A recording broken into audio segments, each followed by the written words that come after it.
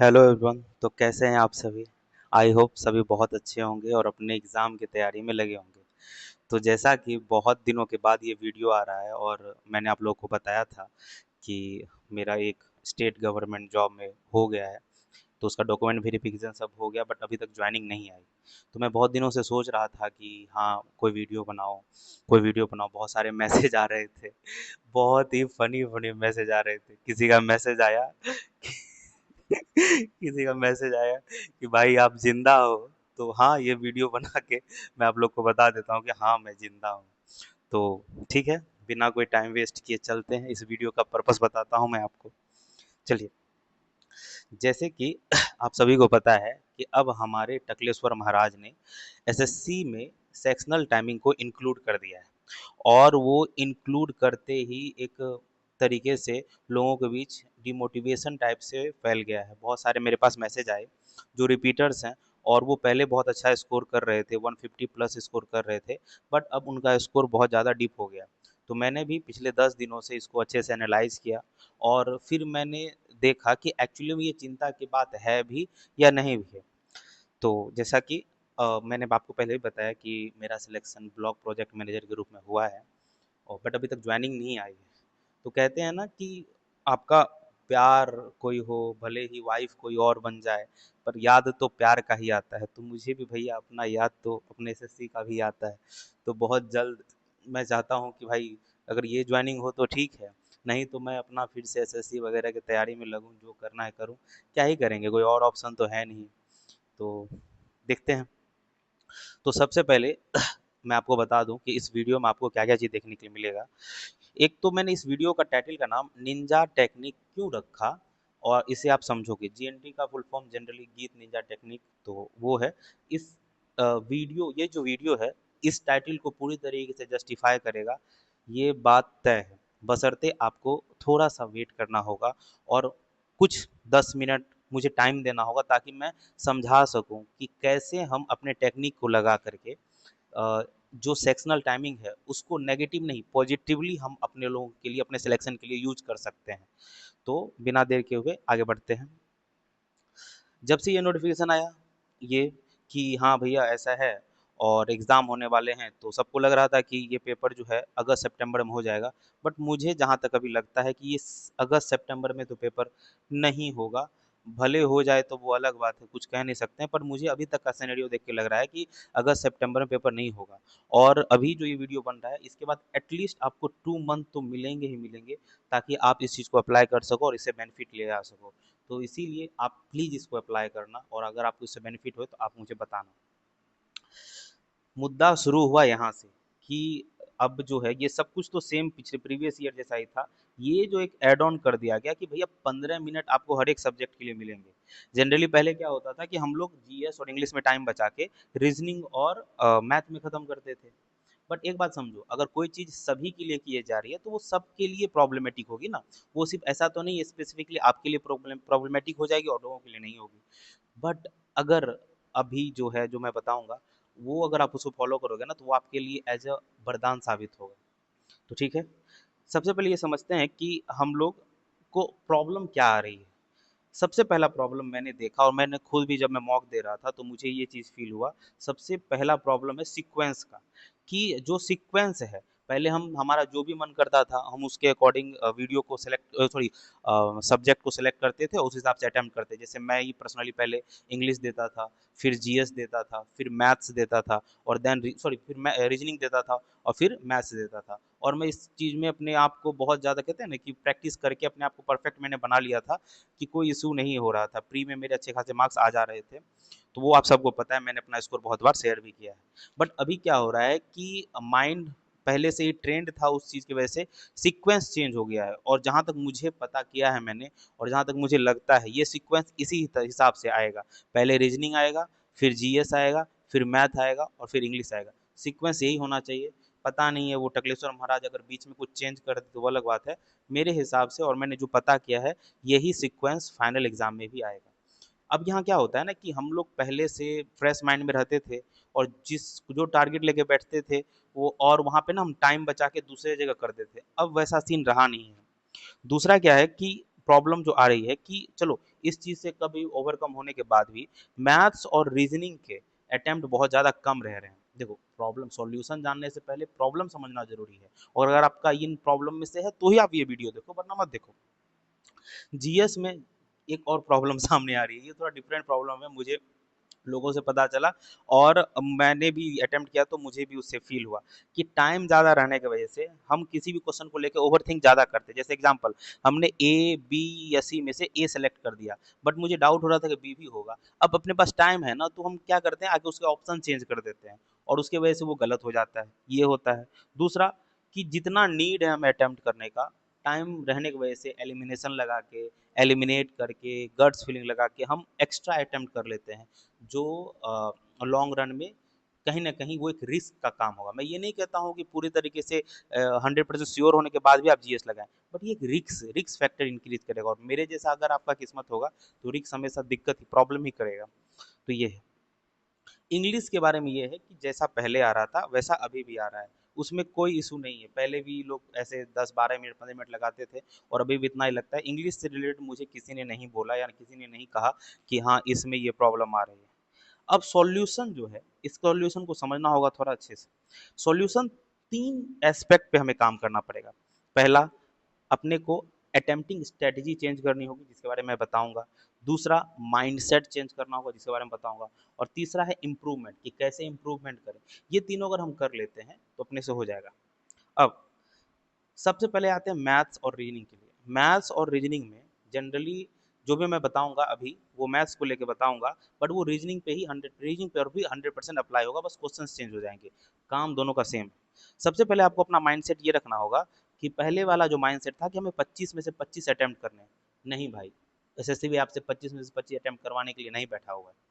अब जो है खेल हो गया है कि आपको ना स्किप पे ज़्यादा कमांड करना पड़ेगा। और साथ ही एक और चीज़ मैं बता देता हूँ, जो मैंने खुद फील की और कुछ पर्सन ने मुझे बताया, लगातार कभी-कभी 5 से ज़्यादा क्वेश्चन भी आपको स्किप करने पड़ सकते हैं। मत घबराओ, सभी कर रहे हैं। और अगर आप घबरा जाओगे ना, तो आपके पास 15 मिनट में संभलने का भी टाइम नहीं बचेगा।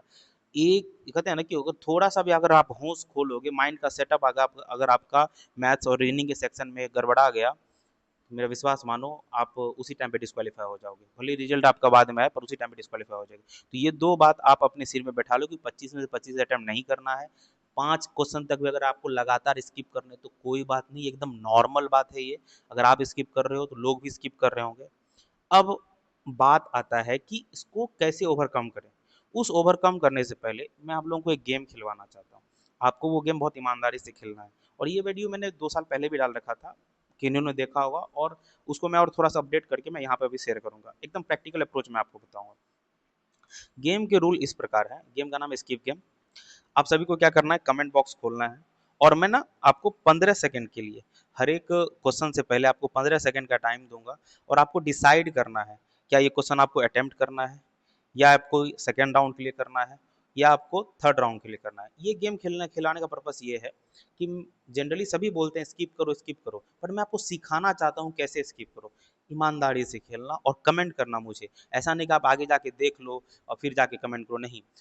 ताकि आपका चेक हो सके कि आप जो गलत कर रहे हो एक्चुअली में वो गलत करने के लायक है या नहीं है। आप जो अटेम्प्ट कर रहे हो आपका डिसीजन सही है कि नहीं है, वो चीज़ पहचान होना बहुत ज़रूरी है। तो इसमें 3 आपको रहेंगे। पहला होगा कि आप पहले राउंड में ही कर जाओगे उसको, दूसरा क्या है सेकंड राउंड में करोगे, तीसरा क्या है आप उसको थर्ड राउंड में करोगे। आपको क्वेश्चन सॉल्व नहीं करना है, बस डिसाइड करके ऑप्शन में क्वेश्चन नंबर के साथ बताना है, कि कमेंट करना है कि आपने कौन-कौन से क्वेश्चन अटेम्प्ट किया करोगे और कौन-कौन से क्वेश्चन स्किप करोगे। आपको बिल्कुल सॉल्व नहीं करना है अभी, बस बताना है कौन सा अटेम्प्ट करना है, कौन सा स्किप करना है।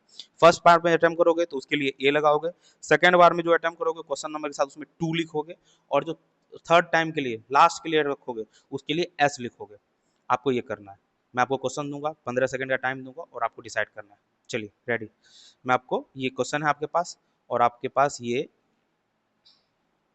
15 सेकंड का टाइम है। चलिए आप बताइए। आप सिर्फ आपको डिसाइड करके लिखना है ए, अगर आप अटेम्प्ट करोगे तो ए, स्किप करना है सेकेंड राउंड के लिए तो 2 लिखोगे, और अगर आपको थर्ड राउंड के लिए स्किप करना है तो एस लिखोगे। 15 सेकंड का टाइम आपको बस बताना है, डिसाइड करना है। ठीक है, नेक्स्ट इस पे आइए। अच्छा 2 क्वेश्चन है, 30 सेकंड का टाइम देता हूँ मैं आपको। 1 सेकंड।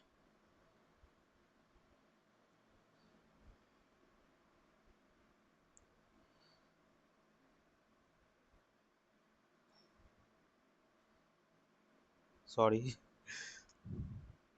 हाँ, 30 सेकंड का आपके पास टाइम है, आपको बताना है। अच्छे से पढ़िए और बताइए।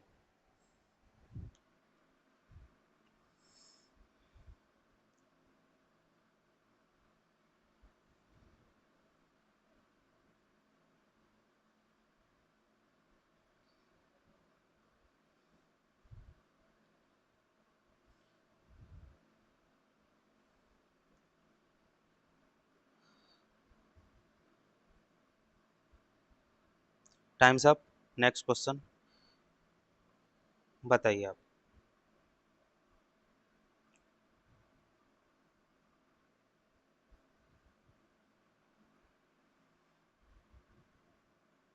दोनों क्वेश्चन में आपको क्वेश्चन नंबर लिखना है।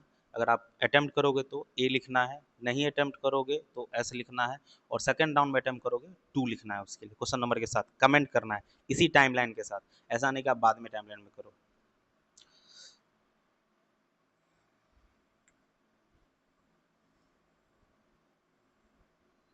Times up. Next.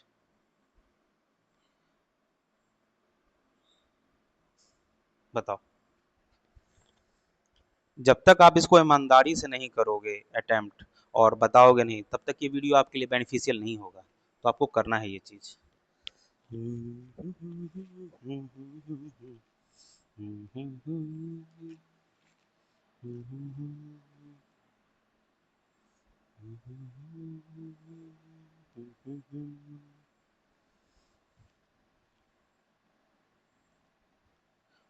Times up.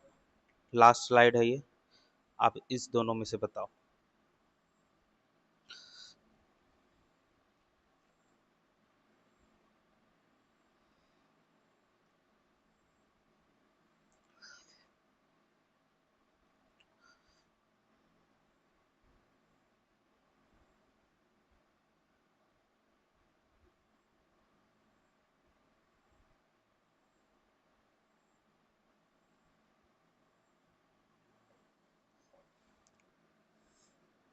सो गेम ओवर। अब आप सभी ने क्या किया होगा, क्वेश्चन नंबर के साथ ए या 2, जो भी मैंने आपको स्टार्टिंग में बताया उसके अकॉर्डिंग आपने लिखा होगा और वो आप उसने कमेंट कर दिया होगा। अब आप मैच करो कि जो भी आपने डिसाइड किया कि ये क्वेश्चन मुझे अटेम्प्ट करना था, क्या वाकई में उसको अटेम्प्ट करना था। देखो, अगर आपने फर्स्ट गो में क्वेश्चन नंबर 2, 4, 5, 6, 7, 8 अटेम्प्ट किया है, बेस्ट है। 3 और 9 को आपको सेकेंड राउंड में अटेम्प्ट करना था, और 1 और 3 को लास्ट में टाइम बचे तब आपको अटेम्प्ट करना था। अब इसको हम लोग करेंगे कैसे डिसाइड। देखो, जनरली ना, अगर आपको आर्ट ऑफ स्किपिंग सीखना है तो कुछ बातों को आपको ध्यान रखना पड़ेगा। सबसे पहले इस चीज़ को समझिए कि हम लोगों ने पहले ही डिसाइड कर लिया कि हमें 25 में 25 नहीं करना है। जितना मैक्सिमम हम कर सकते हैं उतना करेंगे। अब क्या है कि जो क्वेश्चन आपने जो भी क्वेश्चन आपको, सबसे पहला नियम क्या है, जो भी क्वेश्चन आपको 3 लाइन से ज़्यादा दिखता है उससे पहले ही फुर्सत में स्किप मारो भाई। बिल्कुल नहीं करना है उसको। यहाँ पे नहीं है वो गेम कि आपको कितना आता है। यहाँ गेम अब ये है कि आपको जो आता है आप उसको कम से कम टाइम में कितने जल्दी कर सकते हो। दूसरा क्या है कि जो भी एक्सप्रेशन कॉम्प्लिकेटेड लगे उसको स्किप मारो, उसको पढ़ो भी मत, स्किप मारो। जो क्वेश्चन आपको 3 से राउंड, और ये इसको स्किप करना है तो इसको सेकंड राउंड के लिए करना है। हाँ, इसको आपको सेकंड राउंड के लिए करना है। और जो क्वेश्चन आपको, जिसके ऑप्शन आपको कॉम्प्लिकेटेड लगे, इसको लास्ट राउंड के लिए करना है। साथ ही जो ऑप्शन आपको क्लोज लगे तो वहां पे भी आपको, इसको भी आपको लास्ट लाइन के लिए, लास्ट राउंड के लिए करना है। क्यों लास्ट राउंड के लिए करना है? दो पॉसिबिलिटी बनता है। पहला पॉसिबिलिटी बनता है कि वो क्वेश्चन इजीली आ जाएगा। दूसरा पॉसिबिलिटी बनता है क्या, कि हो सकता है कि बहुत ज़्यादा डिवीजन या डेसिमल में वह जो है बहुत कॉम्प्लिकेटेड होता जा रहा हो बनाने के प्रोसेस के बाद। ठीक है ना, हम ये नहीं करते इसे नहीं करना है, टाइम बचेगा तो करेंगे, बट फर्स्ट राउंड में नहीं करेंगे उसको। उसके बाद क्या, अगर आपको कोई कॉन्सेप्ट ऐसा दिखा जो आपने बहुत दिनों से नहीं पढ़ा है, और साथ ही ऐसा कॉन्सेप्ट जो आपने पढ़ा बट आपको वो रिविज उस टाइम पे याद नहीं आ रहा है, भाई विद इन 5 सेकंड में आप इसको स्किप मारो। 5 सेकंड के अंदर आपको उसके स्किप करना है। उसके बाद क्या है कि अगर आपने कोई क्वेश्चन पहला बार सॉल्व किया फर्स्ट टाइम, बट उसका आंसर मैच नहीं हुआ, सेकेंड राउंड के लिए नहीं, सेकेंड टाइम उसको अटेम्प्ट नहीं करना है भाई।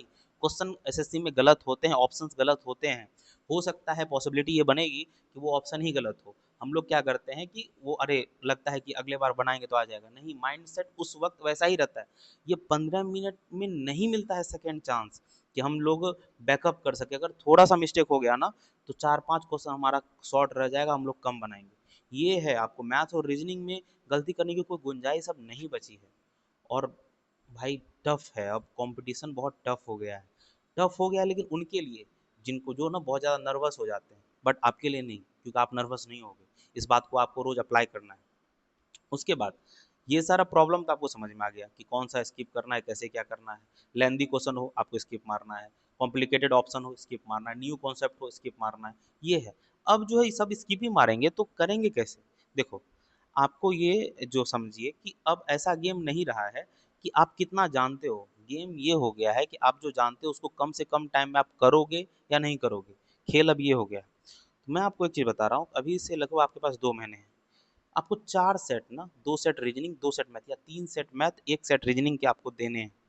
2000, ये 2025 के सेट, 2024 के सेट और 2023 के सेट। 2025 के 2 सेट देने हैं क्योंकि उस टाइम पे न्यू टाइप के क्वेश्चंस आए थे। 2024 के 1 सेट देने हैं, 2023 के 1 सेट देने हैं।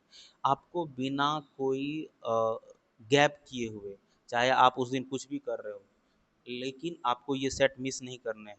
ये इतना ही इम्पोर्टेंट है आपके सिलेक्शन के लिए जितना कि ऑक्सीजन। और याद रखना, टीयर 1 अभी इस बार टीयर 2 से ज़्यादा टफ होने वाला है। उसके बाद फॉर्मूला की एक कॉपी बनाओ। मैं भी सोच रहा हूँ कि मैं ना एक रिकॉल टेक्निक्स से रिलेटेड एक वीडियो बनाऊंगा जिसमें मैं ना फॉर्मूला रिकॉल करवा के याद करवाऊंगा।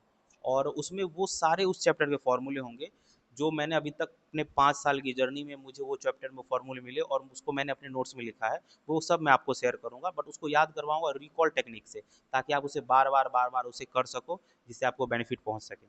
आपको ना फॉर्मूला को अपनी एक्स से भी ज़्यादा बार याद करना है। होता क्या है कि जनरली हम लोग सबसे ज़्यादा अपने एक्स को याद करते हैं, बार बार याद करते हैं। सेम काम आपको फॉर्मूले कॉपी के साथ करना है, समझ लो वही एक्स है, उसी के साथ रोमांस करो, हर दिन नया नया टेक्निक करके याद करो, पर करो, करना वो पड़ेगा आपको। अब आपका जब ये करोगे तो आप जो अब से सेट दोगे तो उसके लिए आपकी क्या टाइमलाइन होगी, इस बात को समझो। आपको स्टार्टिंग के फर्स्ट गो में 8 से 10 मिनट में 15 क्वेश्चन करने हैं। कैसे करने हैं मैंने बता दिया, कैसे स्किप करना है वो भी मैंने बता दिया। हो सकता है मैं बहुत दिन के बाद वीडियो बना रहा हूँ तो थोड़ा फास्ट हो सकता हूँ, बट आप थोड़ा मैनेज करना, उसको स्किप करके देख लेना। और इसका वो पीडीएफ मैं ना टेलीग्राम पे डाल दूंगा, ताकि इसको वीडियो भी ना देखने की जरूरत हो, बट आप ये पीडीएफ देख के इजिली उस चीज़ को याद कर सको कि मैंने वीडियो में क्या बताया है। पहले 8 से 10 मिनट में आपको 15 क्वेश्चन तो करने ही पड़ेंगे भाई, ये करना ही पड़ेगा अगर आपको सिलेक्शन लेना है तो। दूसरा, जो बाद के सेकेंड राउंड के लिए आपको 3 मिनट बचाने हैं, जिसमें सबसे पहले आपने जो लॉन्ग क्वेश्चन स्किप किया था उसे करना है। जनरली लॉन्ग क्वेश्चन पढ़ने में टाइम लगता है पर उसका आंसर आ जाता है, मैंने ये फील किया है। पढ़ने में टाइम लगेगा बट आपको इसका आंसर आ जाएगा। और लास्ट के जो 2 मिनट बचेंगे तो वही सारे क्वेश्चन करना जिसके ऑप्शन क्लोज लग रहे थे, जो कैलकुलेटिव लग रहा था।